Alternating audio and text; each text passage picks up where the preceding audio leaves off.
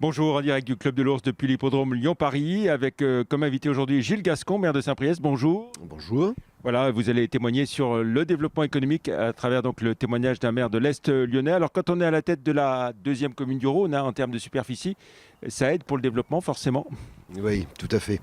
Deuxième commune avec un petit peu plus de 3000 hectares, où nous essayons de respecter la règle des 1 tiers, des 3 tiers plutôt, avec 1 tiers de développement résidentiel, développement économique, et 1 tiers d'agriculture, de zones vertes.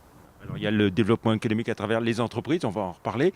Il y a aussi un grand centre commercial qui est à cheval sur Bron et Saint-Priest qui se développe, extension, agrandissement, un investissement majeur aussi à la clé.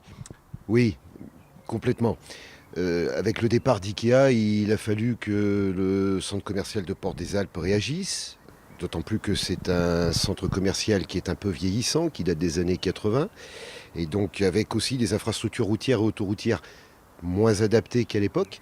Et donc aujourd'hui, Porte des Alpes va récupérer le foncier d'IKEA pour pouvoir développer une activité de commerce qui va être installée en lieu et place, de manière à ne pas laisser évidemment ce foncier en friche. Et puis côté entreprise, un très beau parc technologique.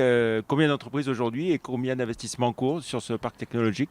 Alors, les entreprises représentent plus de 1600 entreprises dans l'ensemble, avec un bassin d'emploi qui frôle les 35 000 emplois de salariés privés et qui continue à se développer avec l'arrivée de certaines belles enseignes comme Engie et puis d'autres avec des sièges nationaux, mondiaux, des enseignes aussi de prestige, et puis des PME, PMI qui viennent compléter le parc économique de la ville.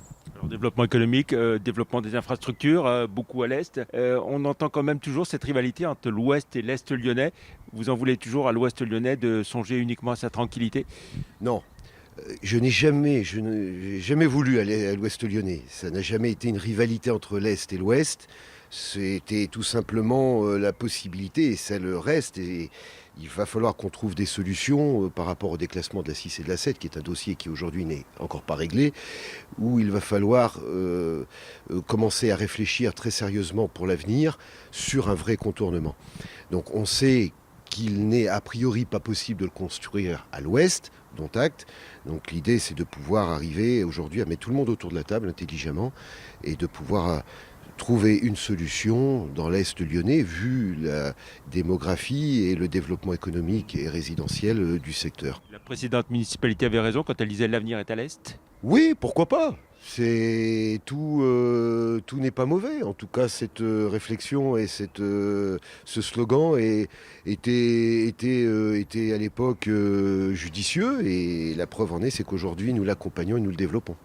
Merci beaucoup Gilles Gascon d'avoir été donc l'invité du Club de l'Ours ce matin en direct depuis l'hippodrome Lyon-Paris. Merci, au revoir.